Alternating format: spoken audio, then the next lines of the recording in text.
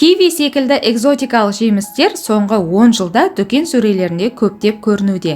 Бірте-бірте олар киви өспейтін біздің елде де күнделікті мәзіріне енді, кейбір ас түрлері мен жеңіл салаттарға, тіпті кәуапқа да киви қосылатын болып жүр. Жалпы киви адам ағзасына қаншалықты пайдалы?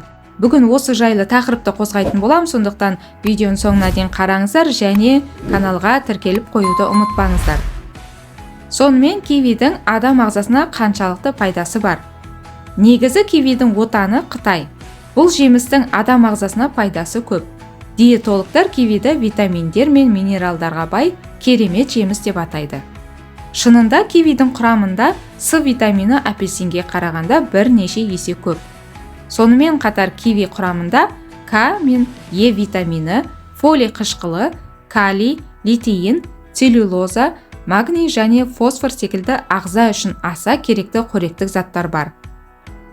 Киви сонымен қатар пребиотик болып саналады. Яғни оның құрамындағы заттар ішектегі пайдалы бактерияларды тамақтандыруға көмектеседі. Олардың көбеюі мен дамуын жеңілдетеді. Бұл ас қорыту жүйесін сау ұстаудың өте тиімді жолы. Жұдырықтай ғана жасыл жеміс денсаулықтың басқа да проблемаларының пайда болуына жол бермейді. Мысалы, ағзаның тыныс алу жүйелесінің ауруларымен күресін күшейтеді.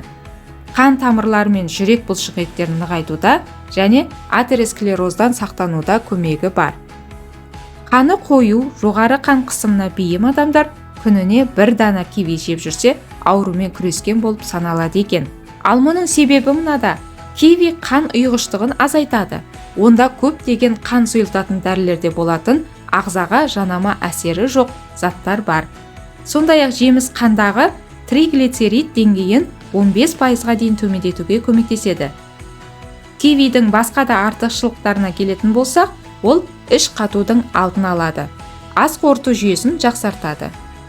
Бұдан бөлек суық тиюге қарсы тамаша профилактика болып табылады. Бұл оның құрамындағы B12, С және К витаминдерінің мырыш, иммундық жүйені нығайтуға көмектесетін басқа да қоректік заттарының көп болуымен байланысты. Ал сіз кивиді жиі тұтынасыз ба? Комментарийге төменге қалдырып кетіңіздер. Егер осы видео ұнаған болса, онда лайк басып тіркеліп қоюды ұмытпаңыздар. Ем болсын!